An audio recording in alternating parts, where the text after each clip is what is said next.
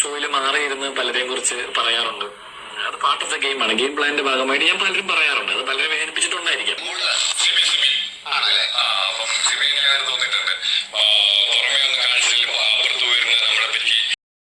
Guys, എല്ലാവർക്കും സുഖം തന്നെ അല്ലേ? അപ്പോൾ പുതിയതായിട്ട് നമ്മുടെ ചാനൽ കാണുന്നവർ ലൈക്കും ഷെയറും സബ് ചെയ്യുക. ഓക്കെ ഗൈസ്, അപ്പം ഇപ്പോൾ ബിഗ് ബോസിൻ്റെ എപ്പിസോഡ് കഴിഞ്ഞതിന് ശേഷമാണ് അതിനകത്ത് നമ്മുടെ അർജുൻ ഒരു കാര്യം പറഞ്ഞായിരുന്നു. നമ്മുടെ സിബിൻ ചേട്ടനെ കുറിച്ച് സംസാരിച്ച് ആദ്യം നമുക്ക് ആ വീഡിയോ ഒന്ന് കണ്ടു നോക്കാം. അത് കഴിഞ്ഞിട്ട് സിബിൻ ചേട്ടൻ നല്ലൊരു മറുപടിയായിട്ട് വന്നിട്ടുണ്ട്. നമുക്ക് അതും ഒന്ന് കണ്ടു നോക്കാം. നമുക്ക് ജസ്റ്റ് അതൊന്ന് കേട്ട് നോക്കാം. ഓക്കെ, ഞാനൊന്ന് റെക്കോർഡ് ചെയ്ത് വെച്ചായിരുന്നു ഇത് ലൈവ് കൊണ്ടുകൊണ്ടിരിക്കുന്ന സമയത്ത്. അപ്പം അത് തന്നെ സിബിൻ ചേട്ടൻ്റെ സ്റ്റോറിയിൽ ഞാൻ കണ്ടായിരുന്നു. ഞാൻ ഷോക്കായിപ്പോൾ അതിന് മറുപടിയും വന്നു. ഓക്കെ, നമുക്കൊന്ന് കണ്ടു നോക്കാം just first of all.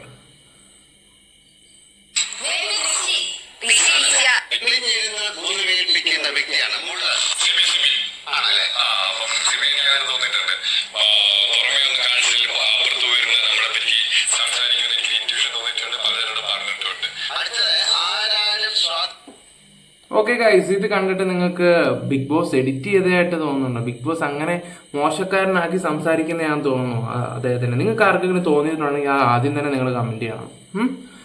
Okay, ഇത് ഞാൻ കണ്ടപ്പോൾ തന്നെ ഇത് സേവ് ചെയ്ത് വെച്ചിരുന്നു. അത് കഴിഞ്ഞിട്ട് അദ്ദേഹത്തിൻ്റെ മറുപടി എനിക്കൊന്ന് നെഞ്ച് തട്ടിയിട്ട് ആ ഭാവം അതിനെക്കുറിച്ച് പറയുന്നത് എനിക്ക് ഒരുപാട് സങ്കടം ഫീൽ ചെയ്തു. ഞാൻ അതൊന്ന് വെച്ചുതരാം. ഞാൻ ഷോയിൽ മാറിയിരുന്ന് പലരെയും കുറിച്ച് പറയാറുണ്ട്. അത് പാർട്ട് ഓഫ് ദ ഗെയിമാണ്. ഗെയിം പ്ലാന്റെ ഭാഗമായിട്ട് ഞാൻ പലരും പറയാറുണ്ട്. അത് പലരും വേദനിപ്പിച്ചിട്ടുണ്ടായിരിക്കാം. അത് ഗെയിമിന്റെ ഭാഗമാണ്. പക്ഷെ ഞാൻ അഡ്രസ് ചെയ്യുന്നത് എന്നെ കുറിച്ച് നല്ലതും ഈ ഷോയിൽ പലരും പറഞ്ഞിട്ടുണ്ട്. ഇപ്പൊ എക്സ് കണ്ടസ്റ്റൻസ് പുറത്ത് വരുമ്പോഴാണെങ്കിൽ എന്നോട് അവർ പറഞ്ഞിട്ടുണ്ട് ഞങ്ങൾ ചേട്ടനെ കുറിച്ച് മെയിൻ സംസാരിക്കാറുണ്ട് അകത്ത്.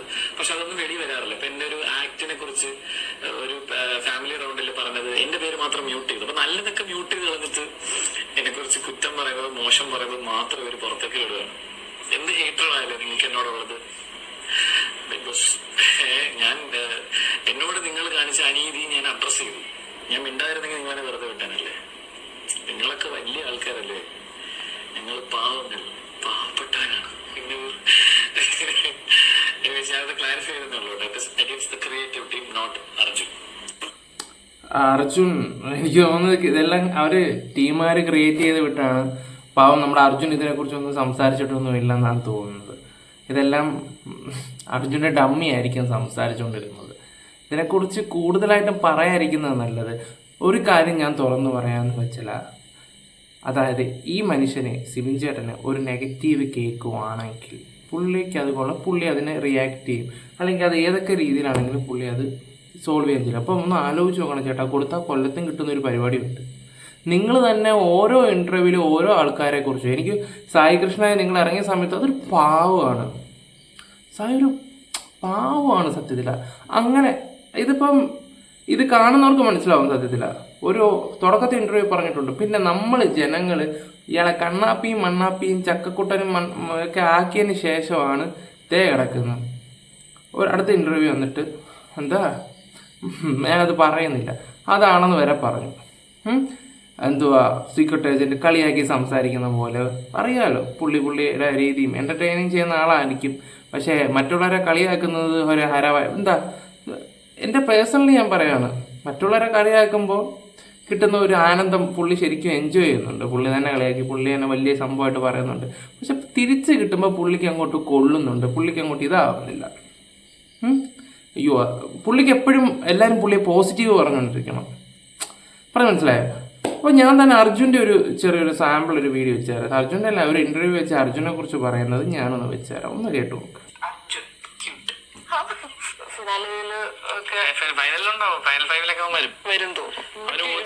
എന്തെങ്കിലും എതിർപ്പുണ്ടോ? ലൈക്ക് വേണ്ടായിരുന്നു, അവന് നല്ല ഫാൻസ് ഉണ്ട്.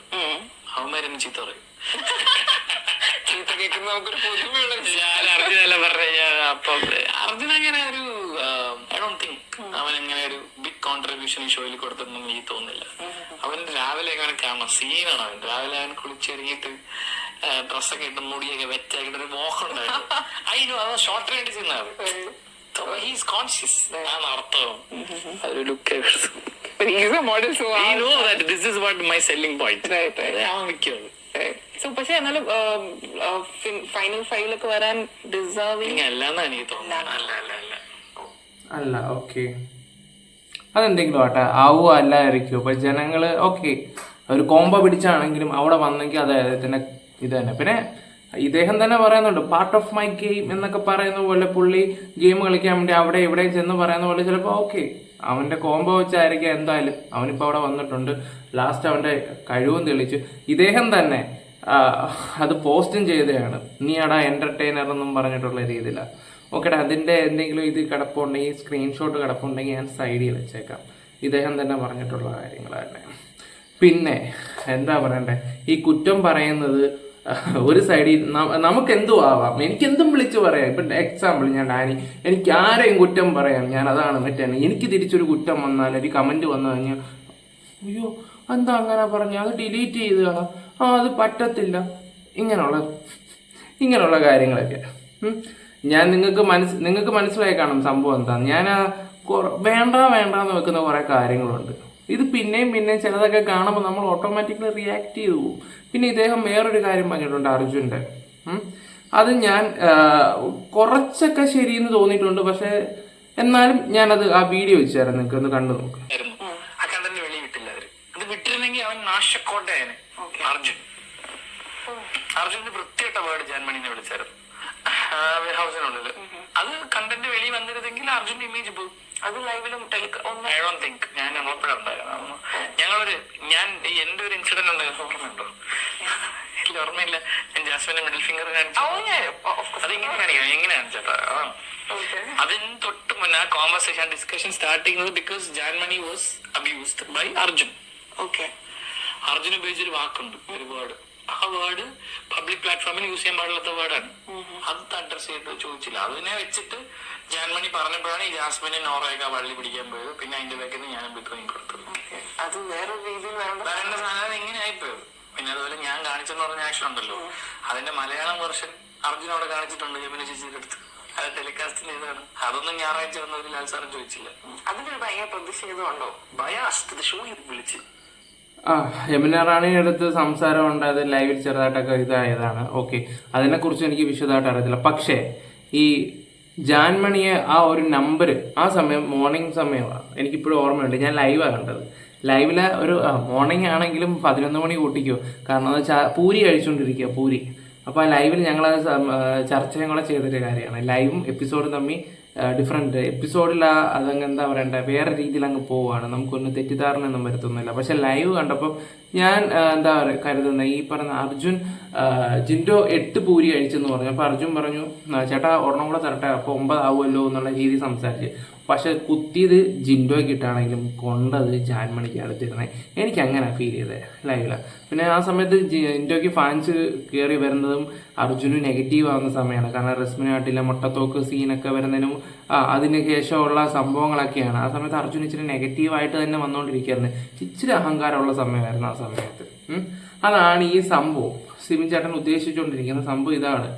അത് വിളിച്ചൊന്നുമില്ല, മുഖത്ത് നോക്കിയൊന്നും വിളിച്ചില്ല. അതിങ്ങനെ പൂരിയുടെ കാര്യം പറയുന്ന കൂട്ടത്തിൽ ഇങ്ങനെ സംസാരിച്ചതേ ഉള്ളൂ സത്യത്തിലാണ്. പക്ഷെ അത് തെറ്റാണെങ്കിൽ അത് നിങ്ങൾ തന്നെ പറ, അതും പ്രേക്ഷകർക്ക് വിടും. എൻ്റെ അഭിപ്രായത്തിലാണ് ഞാൻ പറഞ്ഞില്ല, ഒരു 50-50 എന്നുള്ള രീതിയിൽ. അത് നമുക്ക് കൺഫ്യൂഷനാണ് സത്യത്തിൽ. അത് പല രീതിയിൽ പോവാം. ഇപ്പം ഞാനിപ്പോൾ ഒരു ജിൻഡോ ഇഷ്ടപ്പെടുന്നതാണെങ്കിൽ അങ്ങനെ ആവാം. അല്ലെങ്കിൽ ഇപ്പം നമ്മൾ ഒരാളോടുള്ള ആരാധന പോലിരിക്കും ചില കാര്യങ്ങൾ, ചില റിയാക്ഷൻ എന്നുള്ള രീതിയിൽ. ഓക്കെ, അതാണ് ആ ഒരു സംഭവം.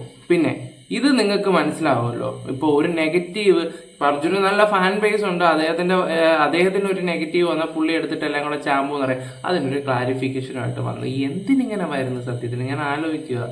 ഇങ്ങനെ ഇത്ര ഇമേജ് ക്വസ്റ്റ്യൻസ് ആവേണ്ട ഒരു ആവശ്യമില്ലെന്ന് എനിക്ക് തോന്നുന്നത്.